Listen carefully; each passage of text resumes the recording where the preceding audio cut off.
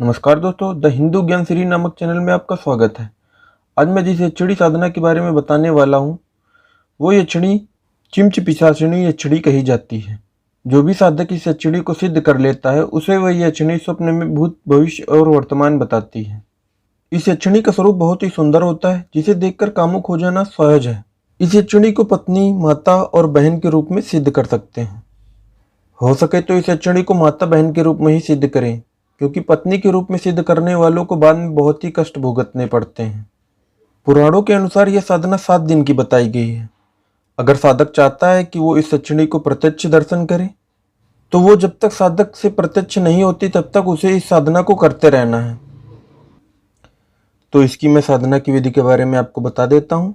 नील वर्ण के भोजपत्र, जिसे केले का पत्ता भी कहते हैं, नील वर्ण के भोजपत्र पर केसर, गोरोचन तथा दूध का मिश्रण, इससे अष्टदल आपको बनाना है और प्रत्येक दल में माया बीज यानी ह्रीम मंत्र को लिख देना है। ये आपको प्रत्येक दल में करना है, मतलब जितने भी आप पत्ती अष्टदल है तो 8 पत्ती होंगी उसकी, तो 8 पत्तियों में उसको लिखना है। उसके पश्चात जब ये यंत्र बन जाता है तो आपको इसको मस्तक पर धारण करना है। मस्तक पर धारण करने के पश्चात आपको उक्त मंत्र का उच्चारण करना है। मंत्र मैं आपको बता देता हूँ। ओम क्रीम चिमच पिशाचिनी स्वाहा। फिर से बोल देता हूँ मैं इस मंत्र को। ओम क्रीम चिमच पिशाचिनी स्वाहा। आपकी डिस्प्ले पे भी मंत्र लिख के आ रहा होगा, आप उसे देख लें या फिर उसको नोट कर लें। इस मंत्र का उच्चारण यथाशक्ति, जितनी आपकी क्षमता हो उतना कर सकते हैं। मेरा कहने का मतलब है कि अगर आपने सोच लिया कि मैं रोज 10 माला करूँगा या 20 माला करूँगा, एक माला में 108 मंत्र होते हैं, तो कम से कम आपको 500 से तो ऊपर मंत्र करने ही हैं। और साधना का समय एक निश्चित रख लें कि इस समय मुझे साधना करनी है और इस समय उठना है। साधना का नियम के बारे में बता देता हूँ। साधना का स्थान एकांत होना चाहिए, या फिर आप इस साधना को शिव मंदिर में भी कर सकते हैं, जहाँ पर कोई आता जाता ना हो। ऐसा शिव मंदिर ढूंढिए जहाँ पर ज़्यादा कोई आता जाता ना हो, जिससे आपकी साधना में कोई बाधा ना आए। साधना काल में आपको मांस, मदिरा, गुटखा आदि का सेवन नहीं करना है। जब तक आपकी साधना चलेगी तब तक आपको कोई व्यक्ति स्पर्श नहीं करना चाहिए। आपको अकेले ही रहना है, एकांत में रहना है, लोगों से दूरी बना के रखना है, ज़्यादा से लोगों से ना मिले, जिससे कि कोई आपको स्पर्श ना कर सके। आपको अपना भोजन स्वयं बनाना है और स्वयं ही खाना है, उसे किसी को नहीं देना है। आप अपना भोजन स्वयं बनाएंगे और स्वयं ही खाएंगे। आपका भोजन सात्विक होना चाहिए। नित्य स्नान करके ही आपको इस साधना को करना है। साधना को हमेशा अपनी गुप्त रखना है। आप जब तक साधना करेंगे आपको गुप्त रखना है। साधना सिद्ध होने के बाद भी आप किसी को अपनी साधना के बारे में नहीं बताएंगे, सिवाय अपने गुरु के। साधना के पूर्व सुरक्षा घेरा और सुरक्षा कवच को पढ़ लेना बहुत ही जरूरी है। जो भी आपका इष्ट देव उसका सुरक्षा कवच अवश्य पढ़ लें, और जो है सुरक्षा घेरा आपको जरूर से जरूर बना लेना है, जिससे आपकी साधना में कोई भी बाधा ना आए। साधना पूजन से पूर्व आपको गुरु मंत्र और इष्ट मंत्र का एक एक माला अवश्य उच्चारण कर लेना है। जिन साधकों के कोई गुरु नहीं है वो भगवान शिव को अपना गुरु मान सकते हैं, और अपने गुरु मंत्र के जगह पर शिव जी के मंत्र का ही आपको एक माला उच्चारण करना है। कोई भी साधना करने से पूर्व या कोई अच्छा काम करने से पूर्व भगवान गणपति का स्मरण जरूर कर लेना चाहिए। तो भगवान गणपति का स्मरण और पूजा उनकी जरूर कर लें। आप ब्रह्म मुहूर्त में या फिर अर्धरात्रि में, मतलब 12 बजे के बाद से आप कर सकते हैं। जब आपकी साधना पूजा खत्म हो जाए तो आपको उसी साधना स्थान पर ही सोना है। जैसे आप रात्रि में कर रहे हैं साधना को, तो आपको जब आपकी पूजा कंप्लीट हो जाएगी, आपकी साधना कंप्लीट होगी, तो आपको उसी स्थान पर सो जाना है जहाँ पर आपने पूजन किया हुआ है। साधना से पूर्व आपको एक सुंदर स्त्री का चित्र नीले रंग से बना लेना है। नीले रंग का मतलब है नीले रंग के पेन से। इस सुंदर स्त्री का चित्र आप कागज पर, सफ़ेद कागज पर बना सकते हैं, और हो सके तो भोजपत्र पर बनाए। भोजपत्र माने केला का पत्ता। केले के पत्ते से मेरा तात्पर्य केले के छिलके से नहीं है।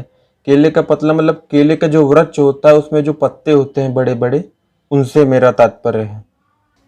इस चित्र के बनने के पश्चात आपको इसे पूजा स्थान पर रख देना है और यह धारणा करनी है कि मैं जिस भी यक्षिणी या जिस भी साधना को कर रहा हूँ उस स्त्री का स्वरूप या उस यक्षिणी का स्वरूप यही है। साथ में ही आपको सुगंधित पुष्प, धूप, इत्र, अगरबत्ती भी चढ़ाना है।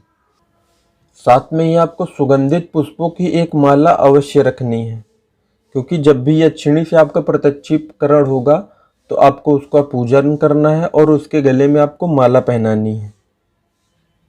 इसलिए आपको सुगंधित पुष्पों की माला अवश्य रखनी होगी। जब भी आपका यक्षिणी से प्रत्यक्षीकरण हो तो सबसे पहले आप उससे उसका परिचय पूछिएगा कि मतलब वो कौन है। कभी कभी ऐसा होता है कि जैसे आप किसी भी अन्य शक्ति की आप पूजा अर्चन कर रहे हैं और कोई दूसरी एनर्जी अट्रैक्ट होकर आपके पास आ जाती है। मतलब आप किसी और चीज़ की साधना कर रहे हैं, आप यक्षिणी की साधना कर रहे हैं और कोई पिशाचिनी या मतलब कोई अन्य शक्ति दूसरी पिशाचिनी आ सकती है या और भी कोई, तो आपको परिचय अवश्य पूछ लेना है। प्रत्यक्षीकरण होने के बाद आप उसका पूजन करें। पूजन करने के पश्चात जो भी वो वचन आपसे मांगे या फिर जो भी आपको मनोकामना हो, आप उससे अपनी मनोकामना कहेंगे, वो आपसे कुछ वचन लेगी, आपको उन वचनों को देना है। अपने दिए गए वचनों या उससे लिए गए वचनों के बारे में आप किसी से भी चर्चा नहीं करेंगे सिवाय अपने गुरु के। जो भी साधक प्रत्यक्षीकरण नहीं चाहते हैं या फिर जिनका दिल इतना मजबूत नहीं है, तो वो पूजन से पूर्व पूजन स्थान पर रखा जो चित्र है उससे आग्रह करें कि हमें आपका दर्शन अपने स्वप्न में ही चाहिए, हम आपका प्रत्यक्षीकरण नहीं चाहते हैं। ऐसे में यक्षिणी आपको स्वप्न में दर्शन देगी और आपकी सभी मनोकामनाएं पूर्ण करेगी।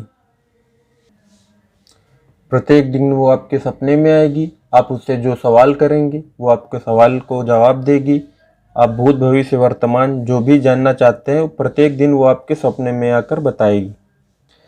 प्रत्येक दिन वो आपके सपने में आएगी, आप उससे जो सवाल करेंगे वो आपके सवाल को जवाब देगी। आप भूत भविष्य वर्तमान जो भी जानना चाहते हैं प्रत्येक दिन वो आपके सपने में आकर बताएगी। साधना के दौरान ब्रह्मचर्य का पालन बहुत ही ज़्यादा जरूरी है। अगर किसी भी प्रकार से आपका ब्रह्मचर्य टूट जाता है तो आपकी साधना खंडित हो सकती है, तो इसलिए साधना के दौरान ब्रह्मचर्य का पालन अवश्य करें। कुछ साधकों के मन में प्रश्न आ रहा होगा कि हम जप कैसे करें। अगर आपके पास कोई माला है तो आप उस माला का भी इस्तेमाल कर सकते हैं। अगर आपके पास माला नहीं है तो आप बिना माला के भी इन मंत्रों का उच्चारण कर सकते हैं। एक माला में 108 मोती होते हैं, उसी हिसाब से आपको मंत्र काउंट कर लेने हैं। आप जितनी मालाएं करना चाहें उतनी माला कर सकते हैं। कहने का तात्पर्य ये है कि आप हो सके तो ज़्यादा से ज़्यादा मंत्रों का जाप करें, जिससे जल्दी से वो एनर्जी आपकी तरफ अट्रैक्ट हो। साधना के समय आपकी आकर्षण शक्ति बहुत ही प्रवीण हो जाती है। जब तक आपकी साधना चलेगी तब तक आप में बहुत ही ज़्यादा आकर्षण आ जाएगा।